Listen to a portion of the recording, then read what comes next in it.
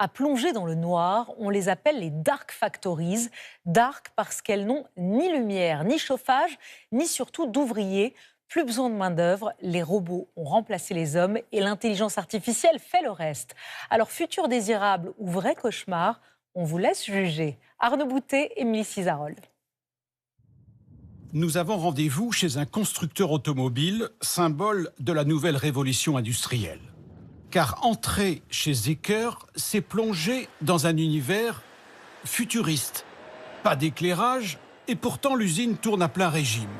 Tout est automatisé, même les chariots qui transportent les pièces détachées.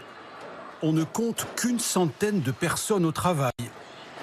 Beaucoup moins que les robots, 885 au total, un véritable décor de science-fiction. Il y a très peu d'ouvriers dans les allées, c'est l'obscurité quasi complète. Il y a simplement des petites lumières qui indiquent que derrière les palissades de sécurité, eh bien, les machines fonctionnent. Et on entend ces centaines de robots qui, en ce moment, fabriquent des éléments des voitures électriques.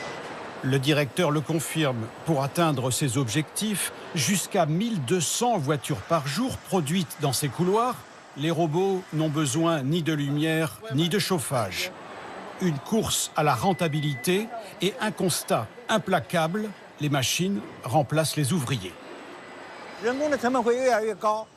On a constaté que le coût de la main-d'œuvre est de plus en plus important. De plus, avec le travail à la chaîne, avec les tâches répétitives, l'homme est amené à faire plus d'erreurs que la machine. Et ils ne sont pas les seuls. La Chine compte une centaine d'usines comparables à celle-ci. Celle de Zeekr a été spécialement construite pour les robots. Voici l'écran de contrôle. On peut voir toutes les lignes de production. On a en ce moment 296 voitures en cours de fabrication. Chaque pictogramme et chaque couleur correspond à un modèle de véhicule.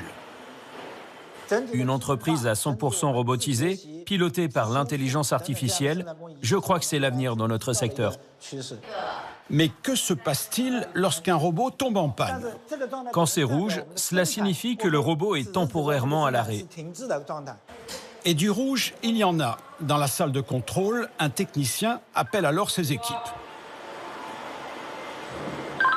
Il y a un problème en ce moment ?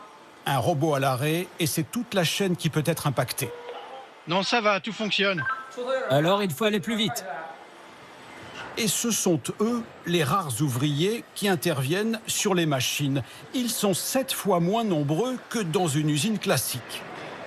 Xiao Weiqi travaille dans le secteur automobile depuis 20 ans. Avec l'automatisation, son métier a été totalement transformé. Notre travail consiste simplement à aider les robots. Quand les robots font les soudures, on vérifie, c'est tout. Par rapport à mon usine précédente, c'est un gros changement.